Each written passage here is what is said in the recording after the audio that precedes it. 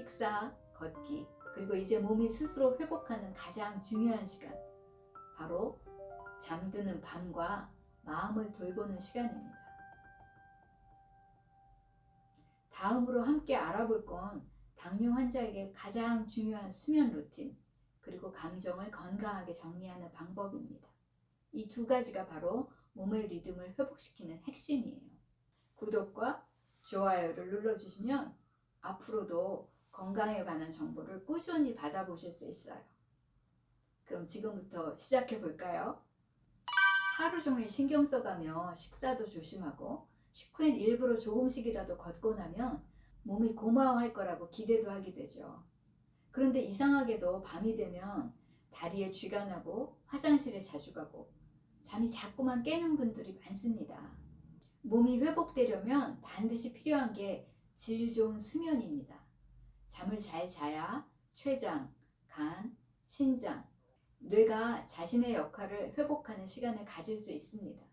그런데 당뇨가 있으면 혈당이 자는 동안에도 계속 흔들려서 숙면을 방해하는 일이 많습니다.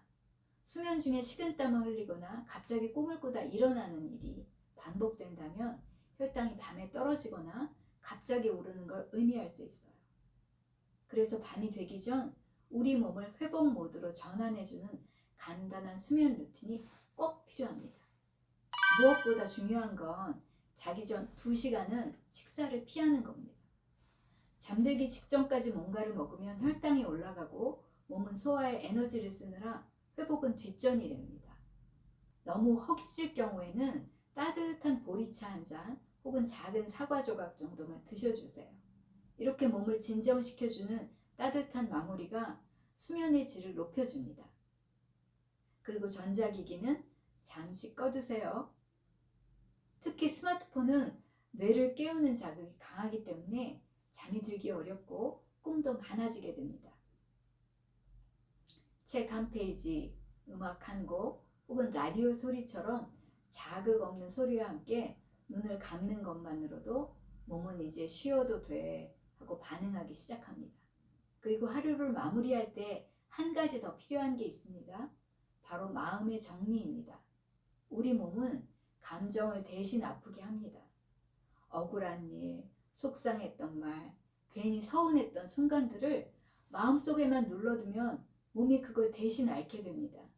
특히 당뇨 환자분들은 스트레스와 억울함이 오래 쌓이면 혈당이 쉽게 올라가고 면역력도 약해져서 합병증이 더 빨리 나타날 수 있습니다. 그래서 하루를 마무리할 땐 한 줄이라도 괜찮으니 감정을 적어보세요. 오늘은 괜찮았다. 동네 걷기를 했더니 기분이 조금 맑아졌네. 오늘은 참 억울했다. 나도 열심히 노력하고 있는데 아무도 내 마음을 몰라주는 것 같았다. 이렇게 써보는 것만으로도 몸이 덜 긴장하고 마음이 정리되면서 숙면으로 이어지는 통로가 열리게 돼요. 혼자서 감정을 안고 가지 마세요. 누구에게든 한마디 털어놓는 것만으로도 몸은 회복을 준비하기 시작합니다. 그리고 이 영상 아래 댓글로도 괜찮습니다. 내가 혼자가 아니라는 걸 확인하는 순간 몸도 마음도 훨씬 편안해질 수 있어요. 지금 이 시간 식사, 걷기, 그리고 수면까지 하나씩 실천하고 계신다면 합병증을 멈추는 정말 강력한 루틴을 이미 잘 만들어가고 계신 거예요. 이제 마지막으로 시청자분들이 가장 많이 물어보시는 궁금증들을 하나씩 풀어드릴게요. 정말 회복이 가능한지, 지금 시작해도 늦지 않은지 함께 확인해 보겠습니다. 이런 습관 정말 당뇨 합병증을 막을 수 있을까요? 이미 합병증이 시작된 것 같은데 지금이라도 회복할 수 있을까요? 한약이나 음식만으로도 효과가 있을까요? 가장 자주 듣는 질문들이에요. 그래서 오늘 이 마지막 부분에서는 여러분이 가장 궁금해하셨던 이야기들을 하나씩 편안하게 설명드릴게요. 먼저 가장 많이 받는 질문입니다. 이미 손발이 저리기 시작했는데 이거 되돌릴 수 있나요? 그럴 때 저는 이렇게 답해요. 되돌릴 수 있습니다. 다만 빠르지는 않습니다. 신경은 굉장히 천천히 회복되는 조직이에요. 하지만 혈당이 안정되면 신경이 받는 자극도 줄어들고 통증이나 저림도 조금씩 줄어드는 걸 많은 환자분들이 직접 경험하셨습니다. 실제로 3개월에서 6개월 꾸준히 식습관을 바꾸고 하루 5분씩만 실천하신 분들도 밤에 발저림이 줄었어요. 손끝 감각이 조금 돌아오는 느낌이 들어요. 이렇게 직접 변화된 몸을 말씀하시곤 합니다. 그래서 저는 늘 말씀드립니다. 빠르지는 않지만 분명히 달라집니다. 다만 회복 속도를 좀 더 빠르게 하고 싶으시거나 증상이 생각보다 오래 가고 있다면 한 번쯤 직접 내원하셔서 현재 상태를 정확히 진단받고 몸에 맞는 한약을 처방받아 보시는 것도 좋은 방법이 될 수 있습니다. 생활 습관이 회복의 기본이라면 약은 그 길을 조금 더 부드럽고 빠르게 만들어주는 조력자니까요. 두 번째 질문, 지금 시작해도 늦지 않았나요? 정말 많이들 이렇게 물으세요. 당뇨 진단을 받고 10년, 20년 지나신 분들도 지금부터 뭘 해도 의미가 있을지 두려우신 거죠. 하지만 이건 아주 분명하게 말씀드릴 수 있어요. 지금 시작하시는 게 가장 빠른 겁니다. 지금 이 순간이 몸이 완전히 망가지기 전에 회복의 길로 방향을 바꿀 수 있는 마지막이자 최고의 타이밍일 수 있어요. 합병증은 수치보다 속도가 중요합니다. 지금 그 속도를 멈추는 것만으로도 앞으로의 삶의 질은 완전히 달라집니다. 세 번째 질문, 약을 안 먹고도 회복이 가능한가요? 이 질문엔 상황에 따라 다르다라고 말씀드립니다. 당뇨약이나 인슐린을 쓰고 계신 분이라면 절대로 임의로 끊으면 안 됩니다. 하지만 음식과 생활 루틴을 잘 관리하면 약의 용량을 줄일 수도 있고 어떤 분들은 자연스럽게 약 없이도 혈당을 유지하게 되는 경우도 있어요. 그리고 한 가지 꼭 덧붙이고 싶은 말씀은 음식이 약보다 먼저입니다. 먹는 걸 제대로 다스리지 않고 약만 믿고 사는 건 기름은 계속 붓고 불만 끄는 것과 같아요.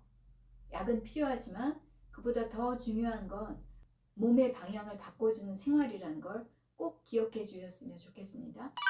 마지막 질문, 지금 몸 상태에서 내가 뭘 바꾸면 좋을까요? 그건 이 영상에서 말씀드린 하루 한 가지 실천에서 시작하면 됩니다. 하루에 5분 호흡하기, 식사 후 5분 걷기, 따뜻한 차 마시며 감정 적기, 자기 전에 스마트폰 끄고 조용히 숨 고르기. 처음엔 작게 느껴질지 몰라도 이런 습관 하나가 몸의 리듬을 바꾸고 혈당의 흐름을 바꾸고 합병증의 속도를 늦추는 가장 현실적인 실천이 됩니다. 그래서 여러분, 궁금증은 너무 많아도 시작은 아주 작게 하셔도 괜찮습니다. 지금 이 영상을 끝까지 보셨다는 것만으로도 이미 회복의 방향으로 한 걸음 나아오신 겁니다. 잘하고 계셔요. 앞으로도 함께 같이 가요. 지금까지 두 편의 영상 끝까지 함께 해주신 여러분 정말 감사합니다. 1편에서는 당뇨 합병증이 얼마나 조용히 시작되는지, 그리고 몸이 보내는 작은 신호들을 어떻게 알아챌 수 있는지 함께 살펴봤습니다. 또 식사와 생활 습관만 잘 잡아도 몸의 방향이 바뀔 수 있다는 점도 확인하셨죠. 2편에서는 복잡한 이론이 아니라 하루 5분 안에 실천할 수 있는 방법들을 알려드렸습니다. 숨을 가다듬고 천천히 걷고 마음을 접고 숙면을 준비하는 것, 그 작은 습관들이 몸의 염증을 낮추고 혈당을 조절하면서 합병증의 속도를 멈추게 한다는 걸 이제 여러분도 아실 거예요. 중요한 건 완벽하게 하려는 게 아닙니다. 지금 이 순간부터 하루 한 가지, 나를 위한 실천을 하나씩 더해보는 것. 그게 회복의 첫 걸음입니다.